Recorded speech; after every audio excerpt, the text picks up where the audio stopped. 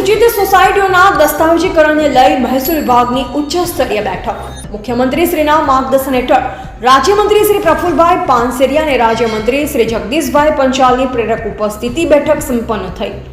દસ્તાવેજીકરણમાં આવી રહેલી અડચણોને દૂર થવાથી રાજ્યના હજારો નાગરિકોને આધારભૂત હક પ્રાપ્ત કરવામાં મદદરૂપ થશે।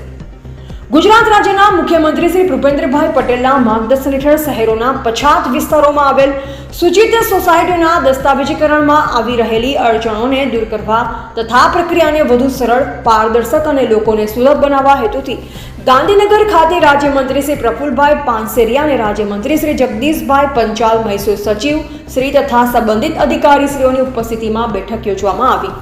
આ બેઠકમાં દસ્તાવેજીકરણના હાલની પ્રક્રિયાને સરળ બનાવવા, જરૂરી કાયદાકીય સુધારા કરવા તથા વિકાસના મુખ્ય પ્રવાહમાં પછાત વિસ્તારોના નાગરિકોને લાવવા માટે શક્ય તેટલા સંવેદનશીલ અને જનહિતના નિર્ણયો લેવા અંગે ચર્ચા થઈ। રાજ્યમંત્રી શ્રી પ્રફુલભાઈ પાનસેરિયાએ જણાવ્યું કે શહેરોના પછાત વિસ્તારોમાં આવેલી એવી સૂચિત સોસાયટીઓના નાગરિકો જેઓ વર્ષો સુધી પોતાનું રહેઠાણ હોવા છતાં દસ્તાવેજી માલિકી મેળવવામાં અસક્ષમ રહ્યા છે, તેમના માટે દસ્તાવેજીકરણની પ્રક્રિયા સરળ બનશે।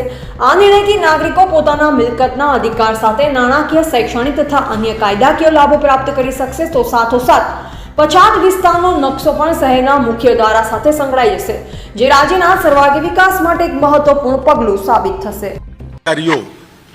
કે જે મેડિકલ સારવાર માટે રીએમ્બર્સમેન્ટ મેળવતા હોય 2015ની નીતિ મુજબ, એવા તમામ કર્મચારીઓ માટે હવે એમને ફાઇલ નહીં મૂકવાની, બિલો નહીં મૂકવાના, પહેલા પૈસા, પહેલી રકમ નહીં ચૂકવવાની, પરંતુ પીએમજેવાયમાં જે 10 લાખ સુધીની સારવાર મળી રહી છે, એવા કાર્ડની નવી વ્યવસ્થાઓ ઊભી કરવાનું સરકારે વિચાર્યું છે। એટલે તમામ કર્મચારીઓ જે રીએમ્બર્સમેન્ટ મૂકતા હતા, પહેલા પૈસા મૂકી અને વર્ષે, સવા વર્ષે, 6 મહિને જ્યારે પણ ફાઇલ એમની મંજૂર થાય એટલે પહેલું રોકાણ અને પછી એમનું રીએમ્બર્સમેન્ટ મળતું હતું, હવે એની જગ્યાએ 10 લાખ સુધીની સારવાર સીધી પીએમજેવાય કાર્ડના લાભાર્થીઓને જે મળે છે એ જ પ્રકારની સારવાર એમને મળી રહે એ પ્રકારની વ્યવસ્થાઓ ઊભી થઈ છે। એનો જીઆર, એનો પરિપત્ર પણ કર્યો છે ને આદરણીય ભૂપેન્દ્રભાઈ પટેલ સાહેબે એની મંજૂરી પણ આપી દીધી છે। એક મહત્વની એ જાહેરાત તમામ રાજ્યના કર્મચારીઓ, લગભગ 6,40,000 જેટલા કર્મચારીઓનો આનો લાભ થશે। એટલે કે આખા ગુજરાતની અંદર 6,40,000 જે કર્મચારીઓ છે એની સાથે એમના પરિવારજનો પણ આવી જાય।